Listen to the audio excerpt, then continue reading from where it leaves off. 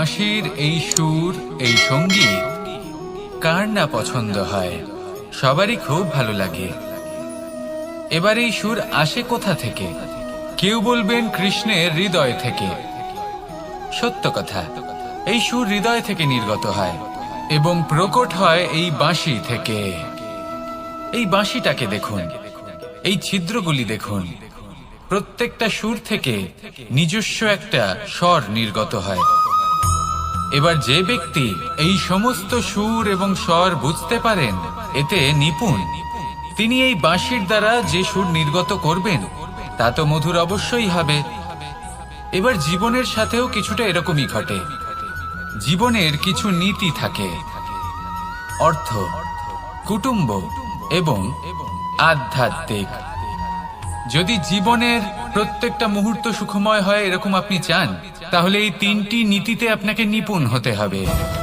কোনো একটি বিশেষ নীতির প্রতি যদি আপনি বেশি ঝুঁকে পড়েন, তাহলে বাকি দুই নীতি থেকে যা সুখ লাভ করা সম্ভব তা পারবেন না। ধন অর্জন করতে হবে পরিবারের জন্য, পরিবারের সুখ মনের শান্তির জন্য, মনে শান্তির প্রয়োজন মনের শুদ্ধতার জন্য।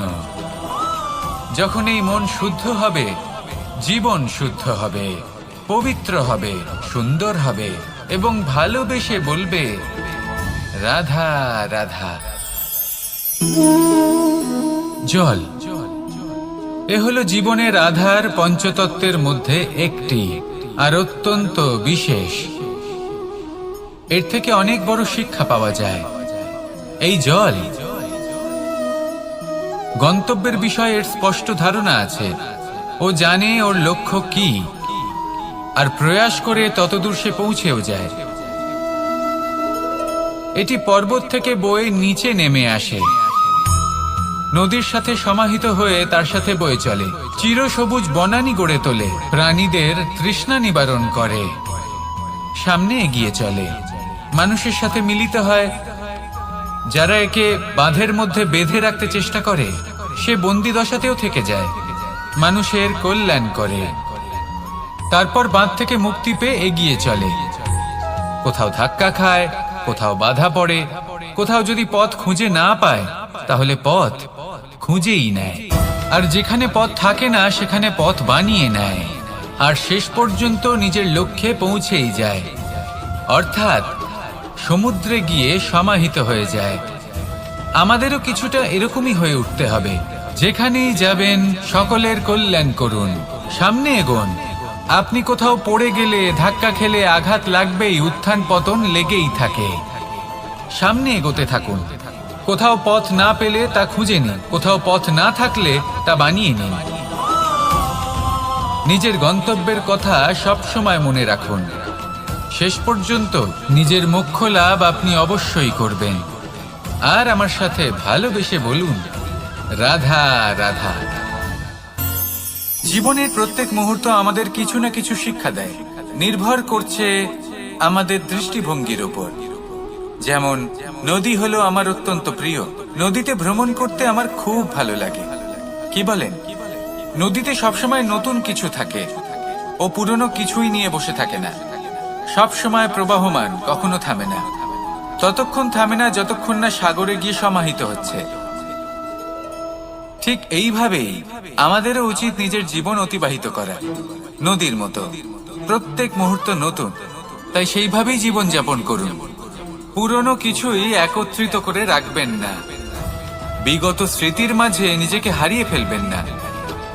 এই যে বর্তমান, এই যে মুহূর্ত, সেটাই হলো সর্বশ্রেষ্ঠ।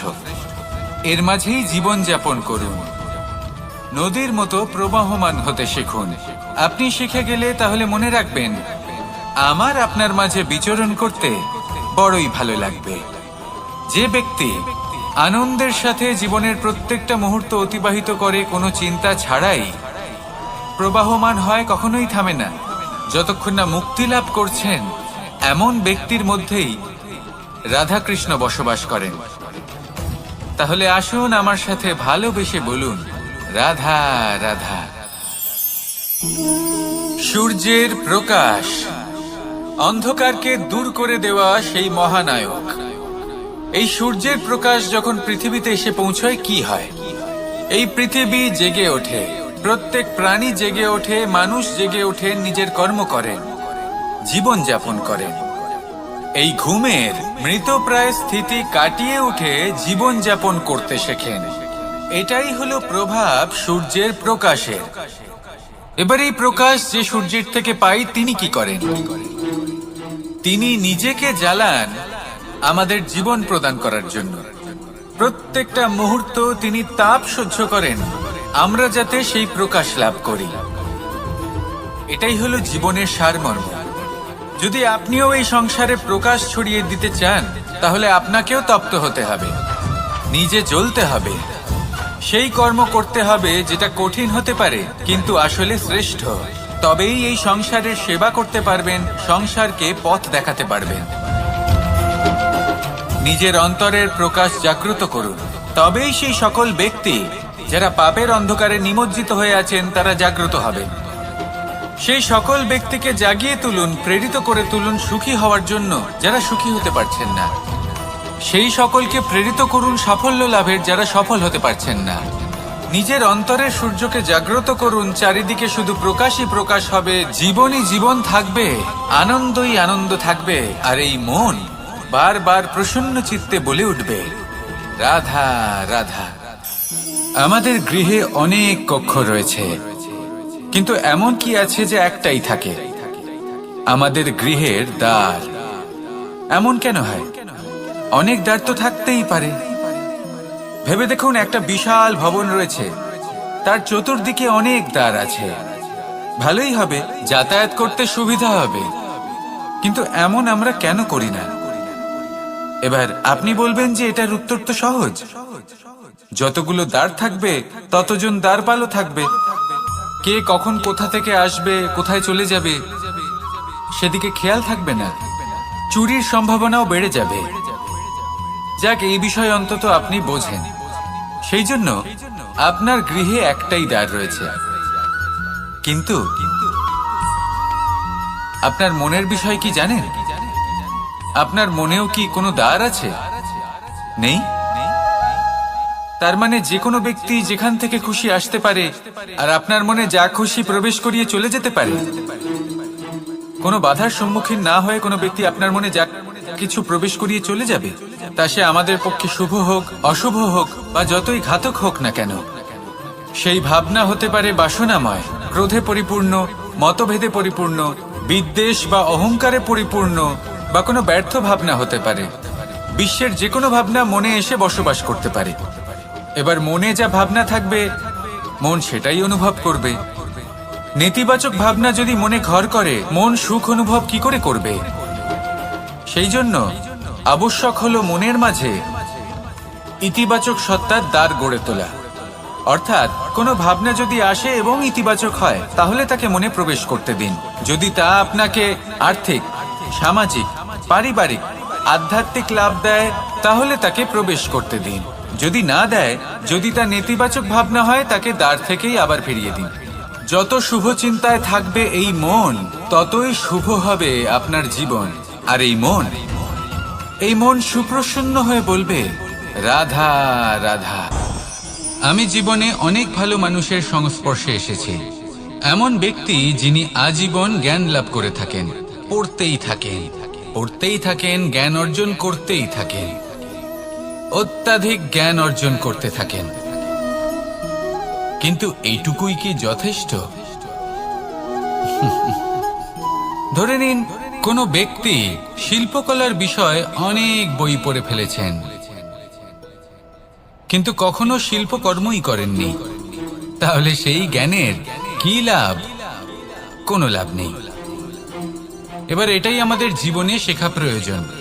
আমরা জ্ঞান অর্জন করি কিন্তু তা যাপন করি না, তা কর্মজীবনে প্রয়োগ করি না। তাহলে এতে কি লাভ হবে? জ্ঞান আছেই সেই জন্য যাতে আমরা জীবনকে আরো শ্রেষ্ঠ করে তোলার জন্য তাকে প্রয়োগ করি। এই জ্ঞান এবং কর্মের একসাথে পথ চলাটাই আবশ্যক। তবেই এই জ্ঞান অভিজ্ঞতায় পরিণত হবে।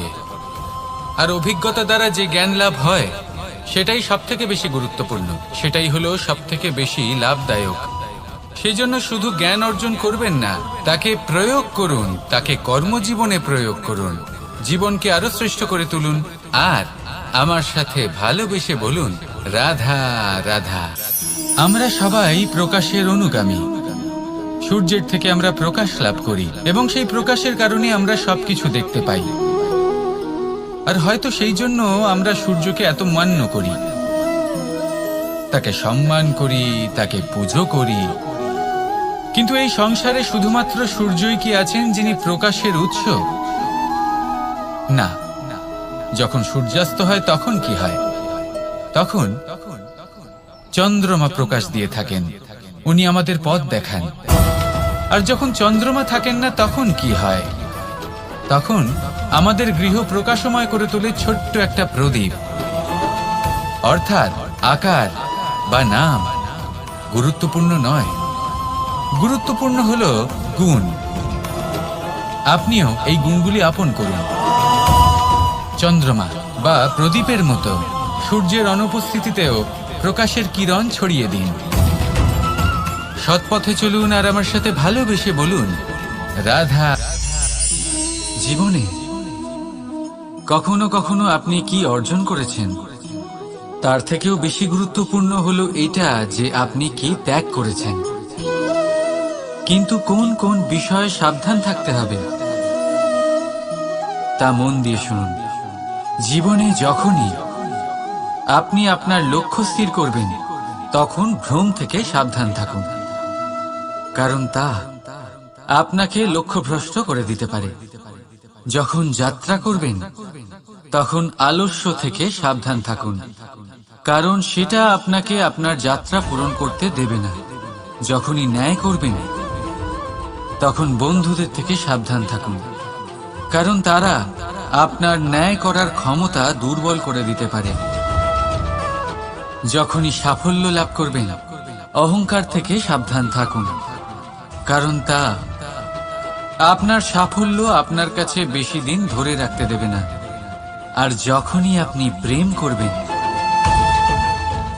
নিজের থেকে সাবধান থাকুন, কারণ আমি আপনাকে কখনো আমরা হতে দেবে না। রাধা রাধা। সাপ, এই শব্দটা শুনলেই মনের মধ্যে এক ধারণা তৈরি হয়। বিষে ভরা, ফোঁস আওয়াজ করা এক ভয়ানক জীব। যদি এই সাপ কারোর বাড়িতে ঢুকে পড়ে, কোলাহল সৃষ্টি হয়ে যায়, লোকে সুরক্ষিত স্থান খুঁজতে থাকে, ভিড় জমা হয়ে যায় সেই সাপের প্রাণ নেওয়ার জন্য।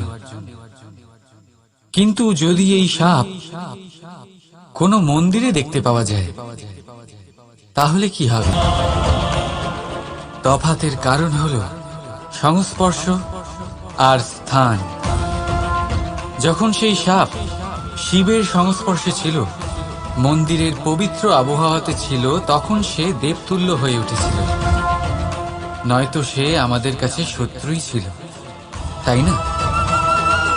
তাই নিজের জীবনে সংস্পর্শ আর স্থানের চয়ন খুব ভেবেচিন্তে করুন, কারণ এই সংসার আপনার ব্যক্তিত্বের আন্দাজ আপনার সংস্পর্শ থেকেই করবে। আর হ্যাঁ, এখানে বিষয় ধনী বা গরিবের নয়, এখানে বিষয় হলো সংস্কারী আর সদাচারীর সঙ্গে। সদাচারীর সঙ্গ সবসময় সম্মানের কারণ হয়। রাধা রাধা। এই সংসারে জ্ঞানী কে? সেই ব্যক্তি যিনি বেদের অর্থ বোঝেন, নাকি তিনি যিনি জন্ম এবং মৃত্যুর রহস্যের সমাধান করেছেন, নাকি তিনি যিনি ৬৪ কলায় নিপুণ?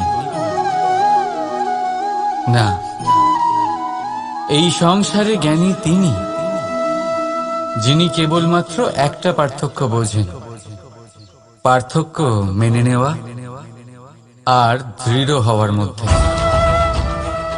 শব্দগুলি অত্যন্ত সরল, কিন্তু যদি মন দিয়ে ভেবে দেখেন তাহলে এর অর্থ অত্যন্ত গুরুত্বপূর্ণ। বুঝিয়ে বলছি আপনাকে, যদি মেনে নেন তাহলে হার, কিন্তু যদি দৃঢ় হন তাহলে জিত। যদি মেনে নেন তাহলে কেউ আপন, কিন্তু আপনি দৃঢ় হলে সে আপনার শত্রু। মেনে নিলে ভগবান আছেন, আর দৃঢ় হলে তা শুধুমাত্রই এক পাথর। শুধু এই পার্থক্যগুলি বুঝে নিন, সংসারের সমস্ত কিছুই আপনার কাছে পরিষ্কার হয়ে যাবে।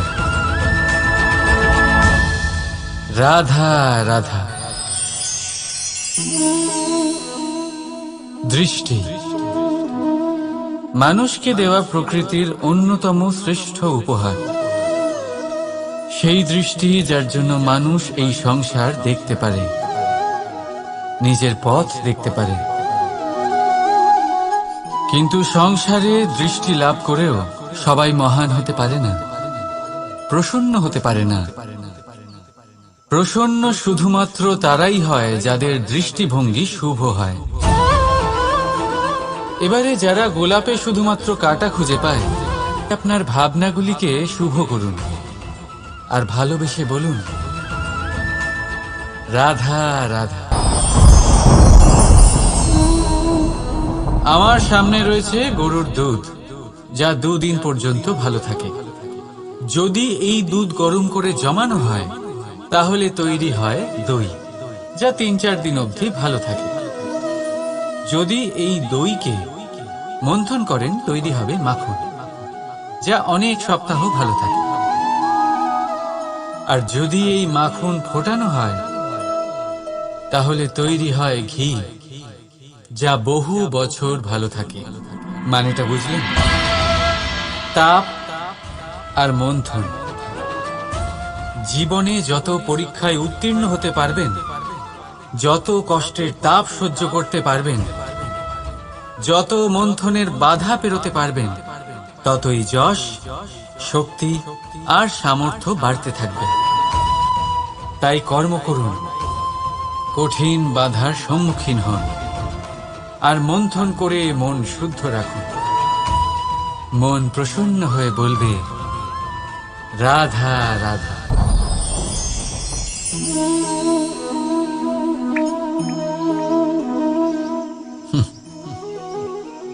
আকাশ থেকে ঝরে পড়া বৃষ্টির ফোঁটা বড়ই শীতল, মিষ্টি আর পবিত্র হয়, কিন্তু সবার ভাগ্য ভিন্ন ভিন্ন হয়। এবারে দেখুন, যদি কোনো ফোঁটা কলা পাতায় পড়ে তা শিশির হয়ে থেকে যায়। প্রকৃতির সৌন্দর্য বাড়ায়, প্রাণীদের তৃষ্ণা মেটায়। যদি কোনো ফোঁটা ঝিনুকে পড়ে তা মুক্ত হয়ে যায়, আর যদি কোনো ফোঁটা সাপের মুখে পড়ে তাহলে তা বিষ হয়ে যায়। এখানে সবার উৎপত্তি একই, কিন্তু গুণ ভিন্ন ভিন্ন হয়। কেন? কি কারণ এটা? কারণ হলো সংস্পর্শ। সংস্পর্শ বড়ই প্রভাবশালী হয়। চাইলে সে আপনার উত্তরণ ঘটাতে পারে, আবার চাইলে আপনার পতনও ঘটাতে পারে। এবার বৃষ্টির ফোঁটা এটা চয়ন করতে পারে না যে তার সংস্পর্শ কি হবে, তার ভাগ্য কি হবে। কিন্তু আমরা তো মানুষ, আমরা তো আমাদের সঙ্গ বাছতে পারি। তাই ভাবনা চিন্তা করে নিজের সঙ্গ বাছুন। এই চয়ন কিন্তু আপনারই, আর এর পরিণামও আপনাকেই ভোগ করতে হবে। রাধা রাধা।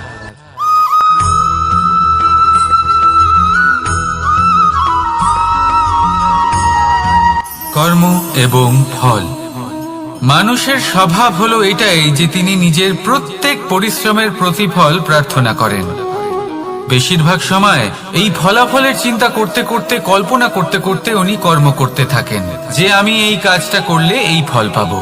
সেই সব কল্পনা করতে থাকেন যা না তার হাতে আছে, না আছে অধিকার, আর না আছে নিয়ন্ত্রণ। উনি শুধু নিজের কর্ম করতে পারেন। উনি কি ফল পাবেন তা তার হাতে কখনোই নেই। তাই আপনিও শুধুমাত্র কর্ম করতে থাকুন, ফলের চিন্তা করবেন না। মনে রাখবেন, শিকড় এবং শাখা যেভাবে একে অপরের সাথে জড়িয়ে, সেইভাবেই একে অপরের সাথে জড়িয়ে কর্ম এবং ফল। যেরকম কর্ম আপনি করবেন সেরকম ফল আপনি অবশ্যই পাবেন। তাই এই ফলের আশায় কর্মের সময় কখনোই নষ্ট করবেন না, কারণ যে ব্যক্তি সময় নষ্ট করেন, সময় সেই ব্যক্তিকে অবশ্যই নষ্ট করে দেয়। কর্ম করুন নিঃস্বার্থভাবে, ফলের চিন্তা করবেন না, আর আমার সাথে ভালোবেসে বলুন রাধা রাধা। কর্ম এবং ফল, দেখতে গেলে এই সমস্ত ব্রহ্মাণ্ড এই দুইয়ের মাঝেই স্থির হয়ে আছে। মানুষজন কর্ম করেন ভালো ফল লাভের আশায়, আর ভালো ফল লাভের আশায় উনি এটাই ভুলে যান যে উনি যে কর্ম করছেন তা কি করছেন। আমি বলেছিলাম কর্ম করুন ফলের চিন্তা না করে, কিন্তু কি কর্ম করছেন সেই বিষয়ে ভাবাটাও অত্যন্ত আবশ্যক। নয়তো অনেক সময় আমরা এমন কর্ম করে ফেলি যা না চাইতেও বিষে পরিণত হয়, যা হয়েছে দুঃশাসনের সাথে, দুর্যোধনের সাথে, গুরু দ্রোণের সাথে।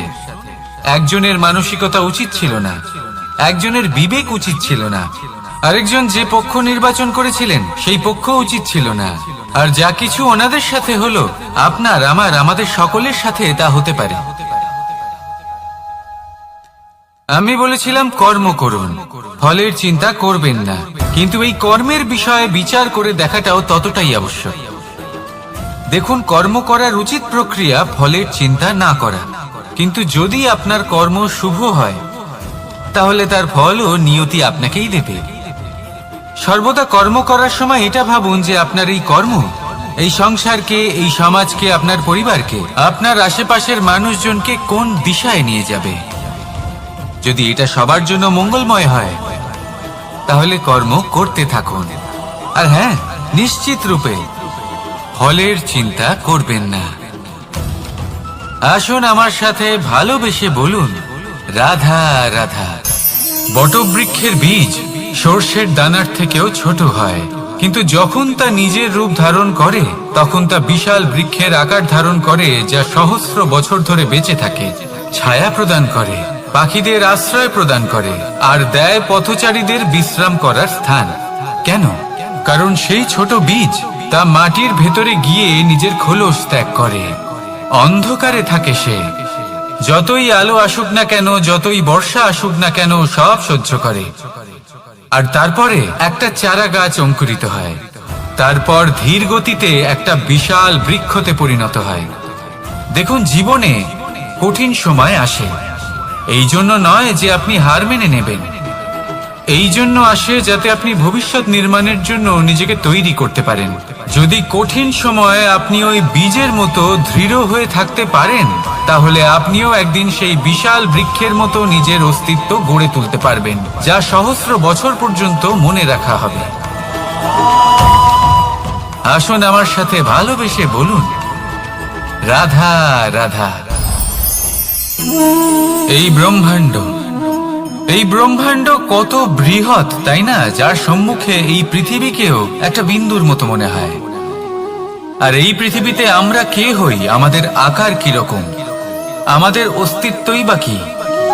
যখন আমরা এভাবে ভাবি তখন মনে হয় আমরা কিছুই নই। তা আমরা যখন কিছুই নই, তাহলে আমরা এত চিন্তা করি কেন? কি ভেবে ভয় পাই? কাকেই বা এত ভয় পাই? কে আমাদের মারতে পারে আর কেই বা আমাদের জন্ম দেবে? আত্মার আসলে না কখনো জন্ম হয় আর না কখনো মৃত্যু।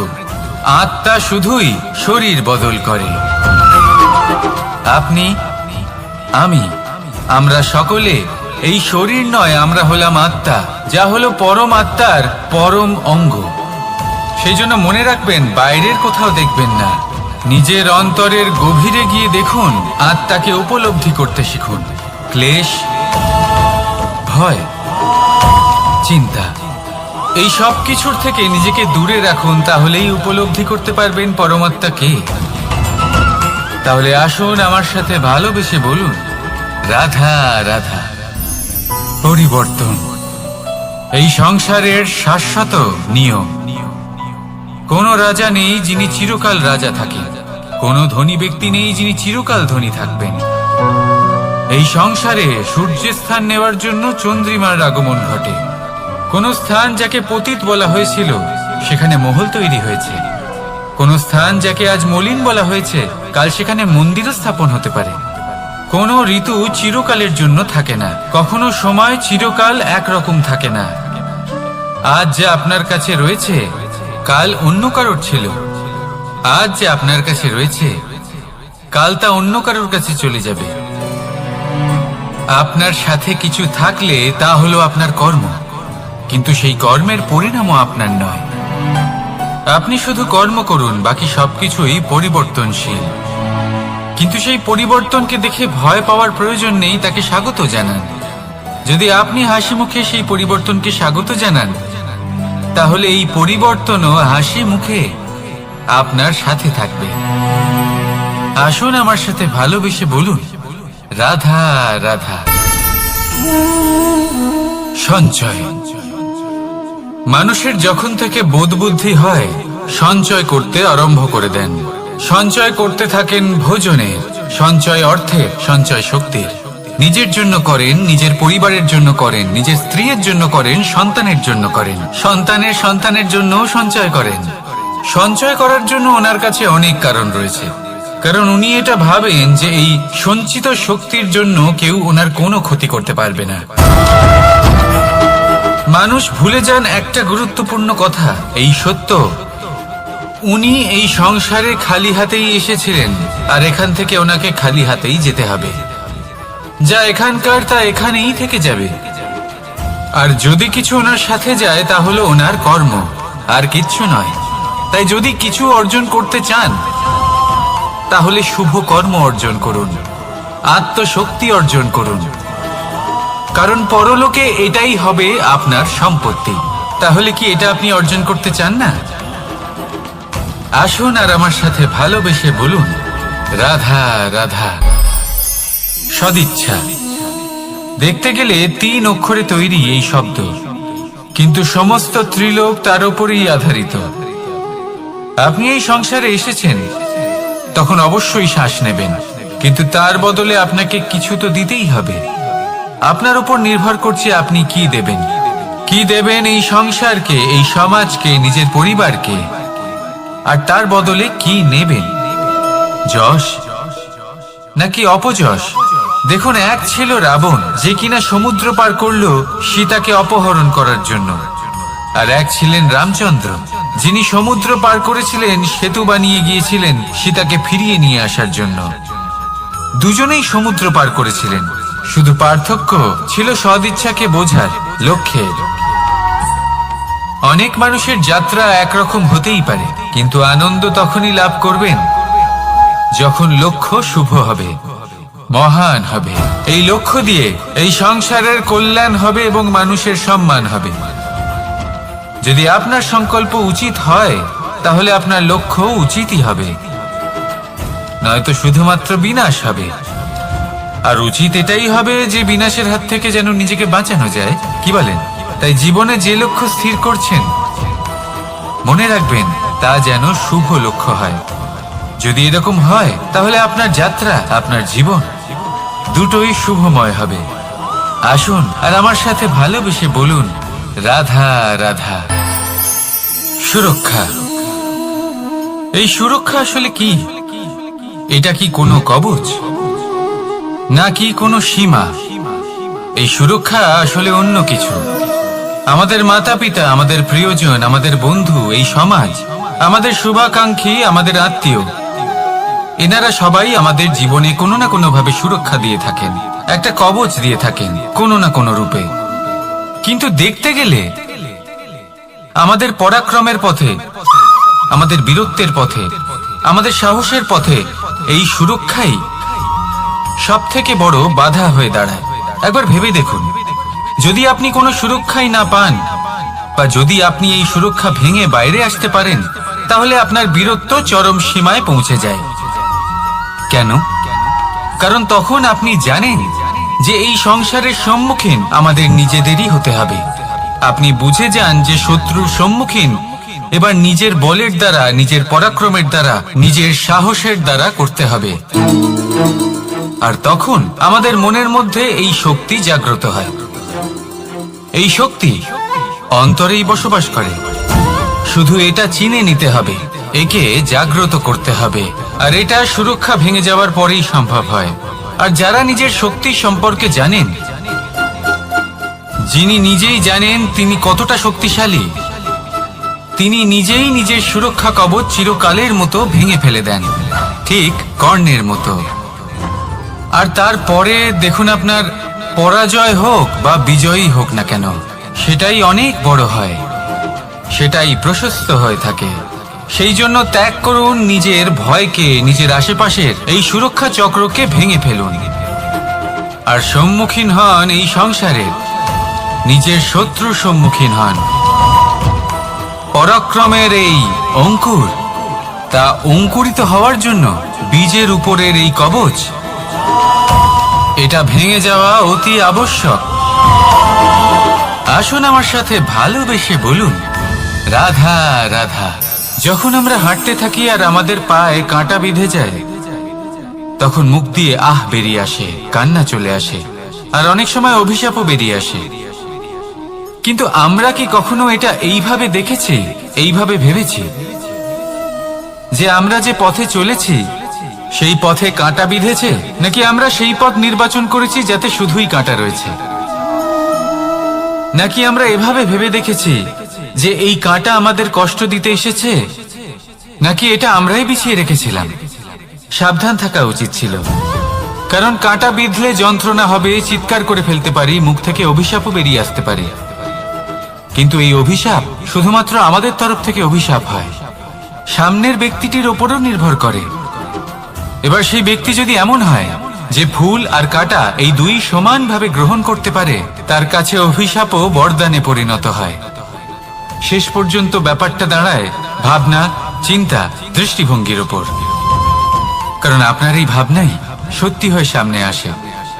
সেই জন্য এই ভাবনা, চিন্তা, মানসিকতাকে গুরুত্ব সহকারে দেখবেন। এই বিবেচনা নিয়ে বিবেচনা করতে শিখুন। আমার কথার অর্থ হলো যে জীবনে যখন এরকম কিছু একটা ঘটবে, তখন ভেবে দেখুন যে এরকম কেন হলো। আপনি কি এমন কোনো কর্ম করেছিলেন যার কর্মফল এটা? এমন কোনো কাজ যা অনুচিত ছিল, অসত্য ছিল, যা অভদ্রতার কারণ ছিল? ভেবে দেখা প্রয়োজন। দেখুন, ইচ্ছে হলো আপনার যে আপনি কি করতে চান, ভাবনা আপনার, সত্য আপনার, জীবন আপনার, সিদ্ধান্ত আপনার। আসুন আর আমার সাথে ভালোবেসে বলুন, রাধা রাধা। সময়, এই সময় আসলে কি? এই সময় একটা সরল রেখা তো কখনোই নয়। সময় হলো একটা চক্র, যেখানে এর আদি সেখানেই হলো এর অন্ত, আর যেখানে তা শেষ হয় সেখান থেকেই তার শুরু হয়। এই সময় একটা অত্যন্ত বিচিত্র চিন্তা, বিচিত্র ভাবনা, একটা বিচিত্র বস্তু যা কেউ বুঝতে পারেন না। এই সময়ের লীলা, এর কোনো প্রমাণ নেই, কোনো জ্ঞান নেই, কোনো পরিমাপ নেই। শুধু এটুকু আমরা জানতে পারি, যেখানে শেষ হবে সেখান থেকে একটা নতুন সূচনাও হবে। যা আজ আপনার কাছে আছে, কাল অন্য কারোর কাছে যাবে, তারপরে তার কাছ থেকেও অন্য কারোর কাছে যাবে, তারপরে তার থেকেও ছিনিয়ে নেওয়া হবে। এই নিয়তির একজনের কাছ থেকে অন্যজনের কাছে আদান প্রদানের এই সময় হলো আপনার সময়। এই সময়ের সদ্ব্যবহার করুন, এই সময়কে বাঁচুন। আপনাকে শুধু এটাই সুনিশ্চিত করতে হবে যে আপনি কোন পক্ষে আছেন। আর সত্যি বলতে কি, আপনার জীবনের পরিণাম নির্ভর করে আপনার নির্বাচনের ওপর। আপনি কোন পক্ষ নির্বাচন করছেন। তাহলে মনে রাখবেন, জীবনে সেই পক্ষই নির্বাচন করবেন যা চয়ন করার পরে আপনি সুখ অনুভব করবেন, আপনি সন্তোষ লাভ করবেন, প্রসন্নতা লাভ করবেন। আর আমি এটাই সুনিশ্চিত করব যে এই পক্ষ যেন শান্তির পক্ষ হয়, এই পক্ষই যেন প্রেমের পক্ষ হয়, তাহলে চিন্তা করবেন না, আর আসুন আমার সাথে ভালোবেসে বলুন রাধা রাধা। দৃষ্টি আর দৃষ্টিভঙ্গি, এই সমগ্র লীলা হলো এই দুইয়ের। বিচিত্র হতে পারে, কিন্তু এটাই সত্যি। এবার আপনাকে একটা উদাহরণ দিয়ে বোঝাই। অনেক সময় আপনি কোনো ব্যক্তিকে এটা বলতে শুনবেন যে আমি আমার নিজের উপরে গর্ব করি, আমি নিজেকে নিয়ে গর্ব করি, আমি খুব ভালোভাবে আমার মা বাবার সেবা করি, ওনাদের আমি সবসময় সুখী রাখি, ওনাদের আমি একটা বাড়ি দিয়েছি, সকল সুখ সুবিধা দিয়েছি, ওনাদের জীবনে প্রত্যেক জিনিস দিয়েছি আর দেব যা তাদের প্রয়োজন। এবার আমাকে বলুন যে আপনি কে হন? আপনি হলেন সেই বীজ যা আপনার মাতা পিতা রোপণ করেছেন। আপনার মা বাবাই আপনাকে এই সংসারে জন্ম দিয়েছেন। এবার এইসব কথার কি তাৎপর্য? এই হলো সেই ব্যক্তির দৃষ্টিভঙ্গি। এবার দেখা যাক এই প্রকৃতি আমাদের কি শেখায়। কখনো কোনো গাছকে দেখবেন, যখন সেই গাছে ফল আসে, সে মালিকে এটা বলে না যে দেখো আমি তোমাকে ফল খেতে দিচ্ছি। সেই বৃক্ষ এটা বলে না যে দেখো আমি তোমায় আহার করতে দিচ্ছি, কারণ ও জানে যে এটা হলো সেই মালির পরিশ্রম, এটা হলো তারই কর্মের ফল, আর এটা তারই পাওয়া উচিত। সে বলে যে তোমার জিনিস তোমাকেই অর্পণ করলাম, এ আমার জিনিস নয়। ও জানে সেই মালির গুরুত্ব আসলে কি। এটা হলো তার দৃষ্টিভঙ্গি। সেই জন্য আপনি জীবনে কোন ব্যক্তির মধ্যে, কোন পশু পাখির মধ্যে, কোন প্রাণীর মধ্যে, কোন পরিস্থিতিতে, কোন আবেগের মুহূর্তে কি দেখতে পাচ্ছেন, সেটা আপনার দৃষ্টিভঙ্গির উপরে নির্ভর করছে। তাই নিজের মনে ধন্যাত্মক ভাব জাগ্রত করুন, শুভ চিন্তা নিয়ে আসুন। এই ভাবনাই সত্য হয়ে সামনে আসবে। এই দৃষ্টিভঙ্গি এমন হয়ে যাবে যে আপনার জীবনে সবকিছুই শুভ হবে। তাহলে আসুন আর আমার সাথে ভালোবেসে বলুন রাধা রাধা। প্রতিশোধ অথবা কাউকে দুঃখ দেওয়ার ভাবনা, যদি এটা আপনার মনে থাকে, তাহলে আপনি নিজের মনেই যন্ত্রণার একটা বিশাল বৃক্ষ রোপণ করছেন, এটা মনে রাখবেন। কারণ কাউকে দুঃখ দেবার এই ভাবনা, এটা হলো সেই বীজ যা আপনার মনেই পতিত হবে, আপনার মনেই অঙ্কুরিত হবে, আর আপনার মনেই একটা বিশাল বৃক্ষরূপে বেড়ে উঠবে। জীবন আপনার, কর্ম আপনার, কাউকে দুঃখ দেবার ভাবনা আপনার ছিল, এই বৃক্ষ হলো আপনার, তাই এর ফলও আপনিই পাবেন, যা গ্রহণও আপনাকেই করতে হবে। মনে রাখবেন, যে মানুষ এটা ভাবে যে আমি ওকে দুঃখ দেব, ওকে কষ্ট দিতে চাই আমি, সেই মানুষই দুঃখ আর কষ্ট পেয়ে থাকে। যদি সেই জায়গায় আপনি এটা ভাবেন যে আমি কাউকে সুখী করে তুলতে চাই, কাউকে সুখ প্রদান করতে চাই, তাহলে তারও বীজ আপনার মনেই রোপণ হবে, বৃক্ষে পরিণত হবে, যার ফলও আপনিই পাবেন। এখানে বিষয়টা হলো শুধু মানসিকতার চিন্তা, যা সত্য হয়ে আপনার সামনে আসে। তাহলে এই মানসিকতা শুভ করুন, সবার জন্য মঙ্গল কামনা করুন। অন্যের মনে আপনার জন্য ভালো চিন্তা থাকুক বা না থাকুক, আপনি সবার জন্য শুভ চিন্তা করে কর্ম করতে থাকুন, তাহলে আপনার সাথেও ভালোই হবে। তাহলে আসুন আর আমার সাথে ভালোবেসে বলুন রাধা রাধা। সুখ আর অভিজ্ঞতা, এই দুই জীবনে একসাথে কখনোই আসে না। মনে রাখবেন, যেখানে সুখ থাকে সেখানে অভিজ্ঞতা থাকে না, আর যখন এই সুখ আমাদের জীবন থেকে দূরে চলে যায়, তখন আমাদের জীবনে আসে এই অভিজ্ঞতা। পরমাত্মা, প্রকৃতি, নিয়তি এই অভিজ্ঞতাকে আমাদের জীবনে পাঠান, যাতে আমরা একটা অত্যন্ত গুরুত্বপূর্ণ শিক্ষা, একটা জ্ঞান প্রাপ্ত করতে পারি। এই অভিজ্ঞতা আমাদের শেখায় যে অতীতে এমন কি হয়েছিল যা আমাদের করা উচিত হয়নি। আমাদের শেখায় ভবিষ্যতে এমন কি আছে যা আমাদের করা উচিত আর কি করা উচিত নয়। দেখতে গেলে এই অভিজ্ঞতা আমাদের সেই শিক্ষা দেয় যার জন্য আমরা সুখের দিকে উচিতভাবে অগ্রসর হতে পারি। সেই জন্য জীবনে যখনই দুঃখ আসবে, দুঃখের এই সময় আসবে, তখন হতাশ হবেন না। বোঝার চেষ্টা করুন এই পরিস্থিতি কেন এসেছে, কি শিক্ষা দিতে এসেছে। যদি আপনি সেই জ্ঞান লাভ করেন, সুখের পথে অগ্রসর হন, তাও উচিত রূপে, তাহলে এই অভিজ্ঞতার উদ্দেশ্য পূরণ হয়ে যায়।